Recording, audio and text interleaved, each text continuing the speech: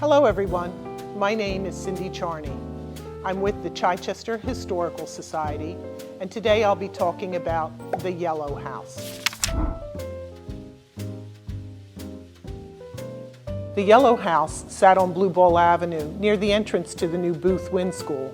I drove past it frequently on my daily commute. I'm fascinated by old houses, and it often caught my attention. Architecturally, it was a simple two-story colonial house, but with an unusual plantation-style front porch. Its prominent columns supported a porch roof that was as wide as the house. But it was just a house with no historic designation or architectural significance, and it didn't appear to be especially old. I was intrigued by it anyway.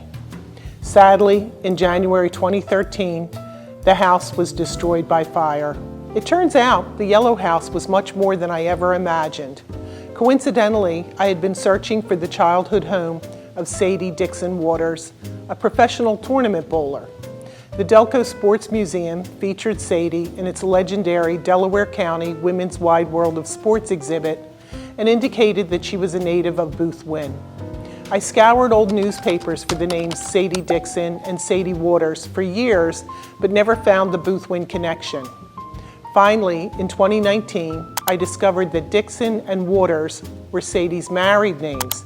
In fact, her maiden name was Hines. From there, it was easy to find her father and his farm on Old Polson Road, which we now know as Blue Ball Avenue.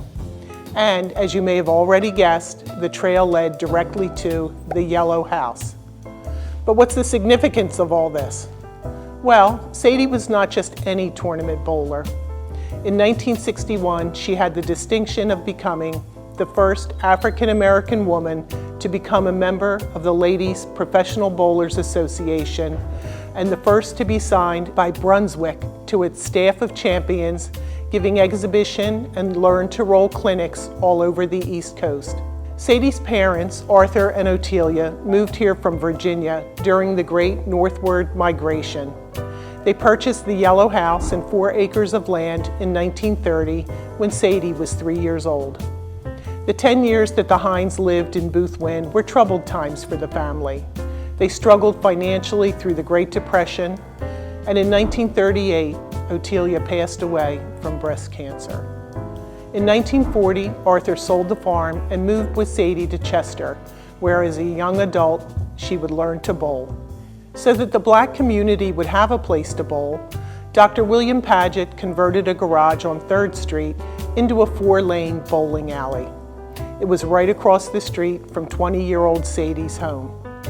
More curious than anything, Sadie visited the bowling alley where an experienced bowler put his finger on the lane and showed her where to roll the ball. A natural athlete, Sadie was a 200 bowler within a year. Sadie had a quiet style. When Dr. Paget's bowling alley closed, she was forced to travel to Philadelphia and Wilmington to practice for the state championships. It wasn't until local white bowling proprietors heard how good she was that they started letting her bowl in the end lanes of their alleys, explaining they had to save the middle lanes for league bowling. Instead of arguing, Sadie let her talent speak for itself. During her time with Brunswick, she opened bowling alleys in the racially turbulent South. Sadie ignored the hostilities. As she told it, she would just go in, pick up the ball, and start bowling. Over her 26-year career, Sadie won the Pennsylvania State and Philadelphia Championships 5 times. She took part in the World Invitation at San Bernardino, California, where she rolled for an average of 201, a record for a rookie at the time. Sadie's been featured in Jet and Ebony magazines alongside celebrities like Etta James, and she wrote a bowling tips column for the Philadelphia Tribune. Recognized as one of the greatest bowlers in Philadelphia history, Sadie was named to the Philadelphia Women's Bowling Association Hall of Fame in 1983. Other honors include induction into the Delco Athletes Hall of Fame and the first woman bowler to enter the Black Hall of Fame of Delaware County. Known as the female Jackie Robinson of bowling, in her own quiet way, Sadie Dixon-Waters was a pioneer of civil rights.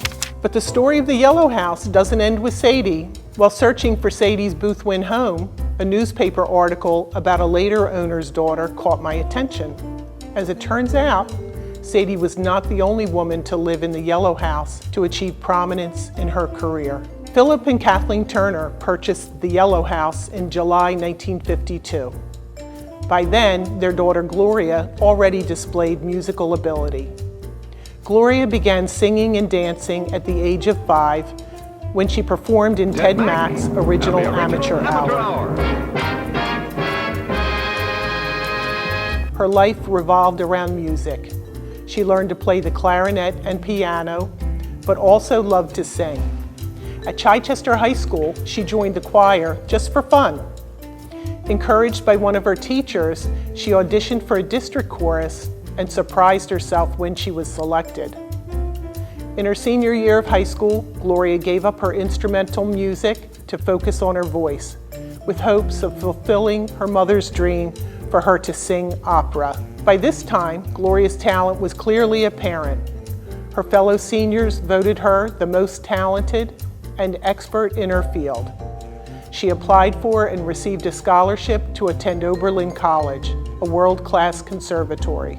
During her years at Oberlin, Gloria was one of a select few students of famed operatic soprano Eleanor Stieber.